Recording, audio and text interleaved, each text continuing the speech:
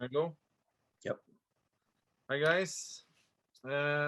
It's my honor to share with you guys today, and I'll try to be quite honest with my victories and my shortcomings, and so that you can learn from my mistakes, so you don't have to do the same ones again.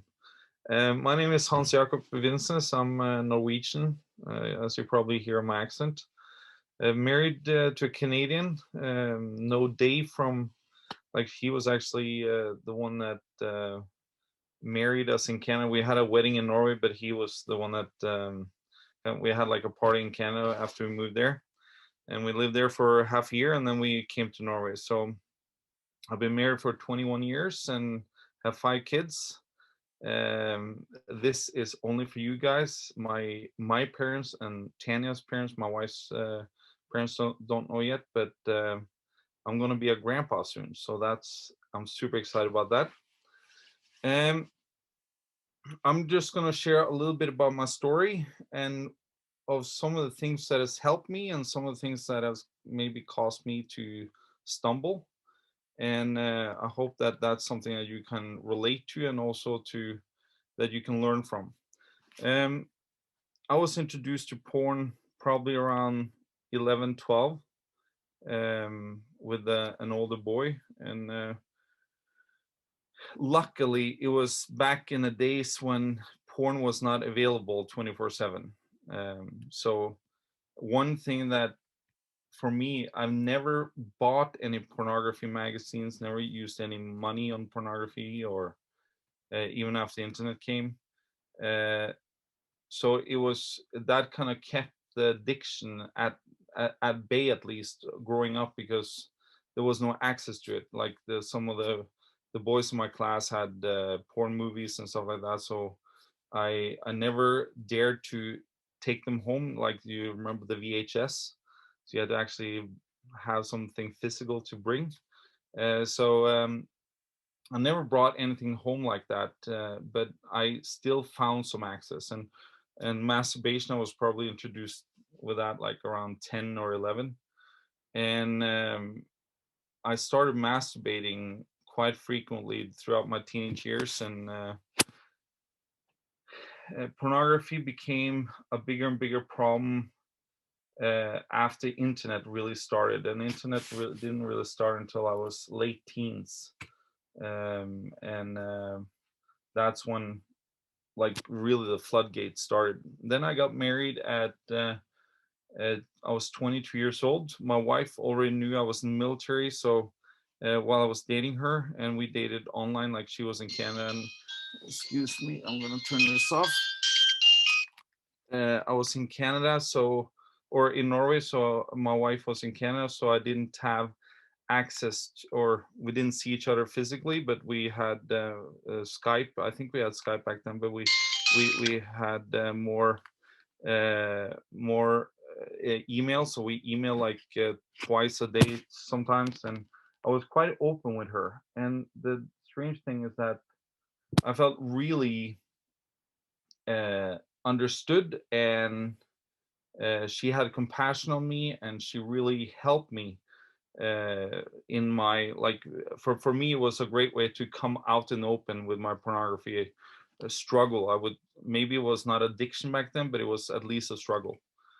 But then we got married, and suddenly what used to be a safe place for me to share became now a very unsafe place, because now by me watching pornography was a direct hurt towards her. And so right away, it didn't, it's weird, but it seemed for me that safety and being honest and vulnerable stopped when we got married, because my weaknesses suddenly became towards her. Before that, it was my weaknesses was like, well, you struggle and I had compassion to you. And I'm sure that you guys can recognize some of that. And it has been a long journey. Like 2000, like 2015, 16 is when I really started um, to realize that this is a big problem for me. and I contacted, like we went on a program on the net, and we like recovery program, and we did that together, and it was kind of the first step really towards digging myself out of this pit that I was in. Um, but I want to share a little bit about my some of the things that has helped me through this. I'm 6 years now since I started recovery. I'm still not free. Like I'm only like 40 days clean. But the times between each relapse has just grown. But I see like the trigger that brings me down is when I lose focus of who I am in Christ. And so I'm gonna share a little bit of I'm gonna just share here. There. You guys see this? Yeah. I want to talk about recovery in the spirit of faith, because I see that one of the challenges when we go into a program like this is that when the sin becomes the thing that we focus on instead of the goal that we have of becoming whole people, sometimes like the sin becomes the focus, and then like a sinner, he sins, and you actually get more of what you focus on. So if you focus on the problem doesn't diminish, but it often grows. And one of the things that I've seen is that in my life, when I focused on, okay, I really want to overcome pornography or other weaknesses in my life, if I focus too much on the weakness and not on the goal, how will I feel? How will I be when I am free from this? When that is the goal, it brings a lot more energy, it brings a lot more faith, it brings a lot more hope for the future in order to change. But if the focus becomes, oh, I should not watch porn, for example, if that is the focus, that doesn't bring any energy, it doesn't bring any guts or something like that, because it's well, at least for me, it's not a very motivational goal not to do something. My motivational goal is to, I want to become one, all that God has called me to be. That's who I want to be. So it's very important what we focus on. And I want to just, I'm sure that you all know the story about the prodigal son in Luke 15. Um, a little bit the like recap of the story. It was like a father that had two sons. His youngest son came to him and said, "Do you know what? I want to have my inheritance, and I want to leave, and I would just live life." And he got it. Like the father divided his property in between his sons, and the youngest son went out and he partied. He used them on hookers, and he used them on drink and party and like lived a life. And then it came a famine over the land, and he ended up herding like having to work for a pig farmer, which in that time, like in that culture, it was like the lowest of the low. And the only way that he could survive was to eat the food the pigs ate. And then he's sitting there and he's thinking about, well, my father, or it says that he came to himself. And most of us has come to that realization. We have been down in the slump. We have been seeing the hard consequences of living in sin, and we come to ourselves and we realize, man, my life sucks. I'm sitting here eating scraps when I could have been living in my father's house, or I could have been living the calling that God had for me. And I'm sure that most of us have been at that place. And then he comes to himself and he thinks about, well, my father, they all have food. So if I go back to my father, I can say that I know that I don't deserve to be your son anymore, but at least if I become your servant, it's a lot better than being here. So he walks back, and when his father sees him, he comes running towards him. And also in that culture, that was unheard of. So the father's love is like, it's so amazing that he is not concerned about how it would look for others, how proper it is. So he comes running, he throws himself around his kid, and obviously it was not social distancing at that time. Hallelujah! I'm looking forward to come back there. But he throws himself around the kid and he just loves on him. And then he says to his servants, "Go and get the ring which was a sign of authority, that as a ring you had the authority to actually make decree on behalf of your father. Put his shoes on him, give him new clothes, give him a robe, and go and kill the fattened calf, and we're going to have a party. That's how God, that's how a lot of us experience when we came to ourselves. We came back to God, we met God, and it was no judgment. It was God is just rejoicing over us, and he wants to restore us. And restoring is not just to forgive what we've done, but restore is actually to put us back into the place that we were before we fell. That is God's, that's God's purpose for us. It's not just to forgive. It's not like, okay, Chris, you have screwed up. Okay, I forgive you, but you have to live. Okay, you were called to live here, but now you have to live here for the rest of your life. That's a punishment. That is not God's heart. God's heart is restoration, is to bring you back up to where you were called to live. So that's how we meet God, and that's how a lot of we've experienced that in this group sometimes, like even with Dave and stuff like that. He brings us up. Remember who you are, right? You're not a porn addict. You're not a person that's just gonna walk around life feeling sorry for yourself or apologizing for just living. No, you are called to be more than that. But then we have another person in that story. That's the older brother. The father goes out, or the older brother is out on the field, and he has been faithful. He has loved his dad his whole life. He has been faithful. He has served his dad his whole life. He has not done anything like that. He has not gone out watching porn or being having sex with prostitutes and stuff like that. He has been faithful. He's been a good guy. And then his servants comes to him and says, your brother has come home, like, because he hears the sound about a party, and your brother has come home. And his first reaction was anger. What the heck is going on? That guy, he is gonna have a party? Like, I've been faithful in my whole life, but my dad has never given me a party and never thrown me a party. What's going on here? So what happens is that he comes home, and his father comes out, and his father says, like, come in, have a party, because your brother that was lost has now come home. And he's like, do you know what, your son, he doesn't see my brother, but your son, the one that screwed up, like, used all your money on your prostitutes and stuff like that, you're gonna give a party to him. And I'm sure that from a human standpoint, we can all understand that big brother, can't we? And I'm sure that we have been that big brother sometimes.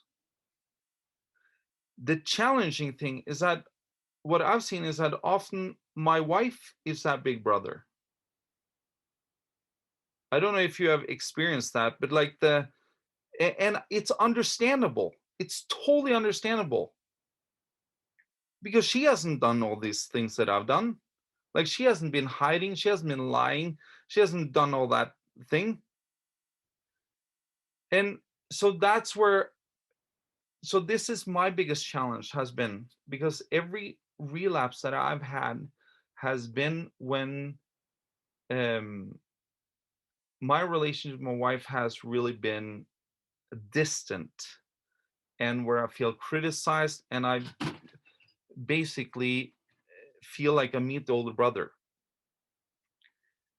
So the thing is that if my often my biggest challenge is to hold on to, no, I want to believe what God says about me, not what anyone else says about me, not what circumstance says about me, not what, and it doesn't mean that what they're saying is not true, but it's identity. I'm not talking about like if you did something wrong. I'm talking about identity.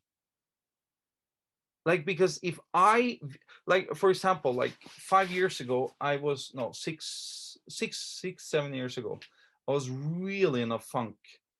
I was like, my marriage was at the brink of divorce. Uh Financially we were horrible. and I felt like a total failure. And I walked, like, we had a dance school at that time, and that didn't go well. Like, we had our own business, and it didn't go well. It went downhill. And I walked around on the street picking up cigarette butts from the street and smoking them. That's how far down I came. I had no self respect. I viewed myself, I'm this no good, I'm this horrible guy. There's no worth it. I blew God's calling on my life, and that's how I viewed myself. When I had that view of myself, when that was my identity, my behavior became the same. But when I live in those times when I really feel close to God and my identity is in who He says I am, my behavior is totally different. So that's a little bit about my story and how I went from, or how I experienced that. I'm gonna go a little bit. Can I go to the next slide? Yeah. Faith is a lot about identity, because faith, like for me, the biggest faith challenge is actually to believe that God is bigger than my weakness, and that's a challenge, because it's sometimes I believe that God is like the maker of the universe and everything like that, but it's a lot harder to believe that God is bigger than my weakness. And in Hebrews 11:1, like, you know, this scripture, now faith is the substance of things hoped for, the evidence of things not seen. One thing that I experienced when I come to this group is that hope started to rise. And hope is like the can that holds the faith. If you don't have hope for the future, that's why in Jeremiah 29:11 says, like, I know the plans I have for you, says the Lord. I have plans for future and a hope. I have thoughts for future and a hope. Like, the hope is a canister that holds the faith. Faith is what's inside, and faith is what brings God's favor into your life. Like it says in Mark 11:24, when you pray, believe that you receive the things that you pray for, then you will receive them. It's like in Abraham, he believed against hope. Like, he saw like that his body was dead, but he believed that he would get the promise that God was giving him. My promise for my life is not just that I'm going to be free from porn, but I'm going to be a leader that's going to help others. I'm going to be a person that's going to reflect uh, God's nature here on earth to the people around me. Like, before I reach there, that is my goal, that is my promise, and I have to hold on to that. And in order to hold on to that, I have to have hope. And by coming to this group and seeing others that have reached, that have come out of addiction and has been experiencing victories, what it does in your life is that it builds a canister of hope. There is hope also for me. And then you can have faith in it. And if faith is in the substance of things unseen, it's like when you have faith, you will receive it. You know that this is also going to be my victory. It's going to be my future. So it's not just a hope anymore. It's like a full assurance that it's going to happen in my life too. In Hebrews 11:6, it says, like, without faith it's impossible to please God, because he who comes to God must believe that he exists and that he is a rewarder of those who diligently seek him. When we seek God, we know that he's going to also reward us. It's not just, okay, I'll seek him because of the law, or I have to, or it's culture or anything like that. No, I know that when I seek him, and when I seek the things that he says about me, when I lay in my ditch and I come to myself and go back to the Father's house, like in the prodigal son, and I come there and I believe what he says about me, and not listen to the big brother, what he says about me, but because the big brother sometimes can also bring you back. Because if the big brother says you are a failure, you are a horrible person, you should go back to the pig pen where you came from. If you start believing that, before long you're going to be back in the pig pen, I mean. So we have to listen to what God says about us. And again, it doesn't mean that you don't hear what other people say about you, because it can be truth. It can be truth about what you did, but it can't be your identity. Identity has to be found on what God says about you. This is just this is actually not a Christian teaching I listen to. It's actually a financial teaching, like a personal development teaching. But for me, it just it just really explains so much to me. You have your mind and you have your body, and in your mind you have the conscious mind, where you have, like, you think, like you're thinking, or you feel, you see, you touch, like your taste or your senses. And then you have your ability to think, to reason, and all those facilities. And then you have your subconscious mind.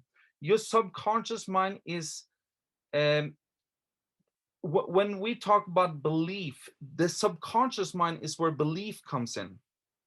It's not in the conscious mind. Like we talked, some of you said like 3 weeks ago or 4 weeks ago, like the biggest distance is between the mind and the heart. If you see the subconscious mind as kind of the heart on a biblical sense, like, it doesn't matter like the knowledge that we have here, because it's the subconscious mind that we act from. Subconscious mind is more like the emotional mind and stuff like that, and it's where we have our paradigm. Paradigm is a mental program that has, let me see, I don't see it there, yeah, had almost exclusive control over our habitual behavior. Listen to this. Paradigm is a mental program. So that's what we truly believe. It's not what we say that we believe, but it's what we truly believe deep down inside. For example, do you truly believe that you're loved by God? Because we believe that we're loved by God here, but a lot of us don't truly believe it. Does that make sense? We think we believe it. We have the knowledge, but it has not come down in our subconscious mind anymore. So paradigm is a mental program. So it's not the conscious mind that builds a paradigm, it's a subconscious mind. So paradigm is a mental program that has almost exclusive control over our habitual behavior. And almost all of our behavior is habitual. You've seen it yourself. Like, how many, we all know that we should not watch porn, for example. We all know that if we watch porn, it's going to make us feel maybe better for 2 minutes, and then we're going to feel horrible for the rest of the day and for the rest of the month, maybe. Right? We know that. Why do we still do it? Because in our subconscious mind, we have built, like what we Doug Wise talks about too, is like the neuroplasticity in the brain. In the subconscious, no, in a subconscious mind, we believe that that is actually gonna take away the pain that we feel. So in a subconscious mind, it's like more like emotional mind, and biblical, like like when we're talking about from a biblical perspective, it's like the heart. The difference between a conscious mind, in a conscious mind, we can receive or reject a thought. That's where Paul says, like, take every thought captive. We can receive or we can reject a thought. In an emotional mind or a subconscious mind, we don't have the ability to receive or reject there.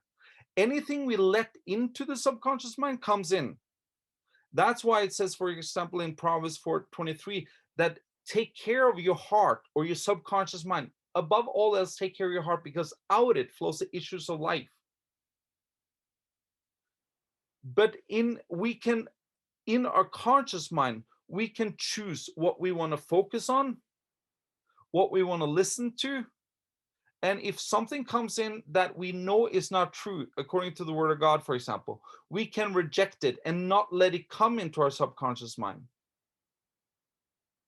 But if we have a wrong paradigm in our subconscious mind, we can change it. And that is Romans 12:2, the renewing of the mind. Like, don't be conformed to this world, but be transformed by the renewal of your mind.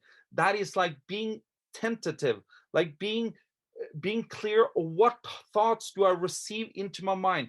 And if I fill myself with thoughts, if I focus on the right thing, after a while it will come into my subconscious mind and it becomes an habitual behavior, and then it will reproduce itself. Another thing with the subconscious mind, it cannot see the difference between reality and imagination. For example, when in your subconscious mind, that's where your feelings are. When you are afraid, a lot of times your fear is not it's not connected to reality. It's what you imagine. That's what you're afraid of. So in our subconscious mind, it doesn't differ between reality and fiction or imagination. But we can imagine, like we can control our imagination. We can control what we focus on. So, and in Proverbs 23:7, it's like, it's one of the verses has really been like, okay, this is such an important thing in my life. It says, as a man thinks in his heart, or as a man thinks in his subconscious mind. It does not as a man thinks, because that's a conscious mind. Your conscious mind, yes, you can control your thinking, but it's when the thinking become a part of you, when the graves in your brain, like the grooves in your brain, like the neuroplasticity, when you build a highway in your brain and becomes a part of your subconscious mind, that's when change happens, and that's take time. But so I know this was a little scattered and was a lot of things like that, but what I want to leave you with is that your identity is in what God says about you, is not what anyone else says about you. It's what God says about you. That has to be your identity. It can be true what people say about you, what you did, and stuff like that. But the difference between condemnation and or when you feel convicted, is that conviction tells you like you did wrong. Condemnation is that you are wrong, and we have to hold on to that. And you have to focus on like believe what God says about you. Start believing that and fill your mind with that, because after a while, and this is a process, as Romans 12:2 says, is a process. And by using that process, by filling your mind with things that build your spirit, it's going to after a while become a part of your paradigm in your subconscious mind, and it will after a while become a part of your habitual behavior. And as I said, almost all of behavior is habitual. So that's my point, and I'm sticking to it. So I think that was my 5 cents. Hope that was something that gave you some encouragement. And yeah, let's talk about it.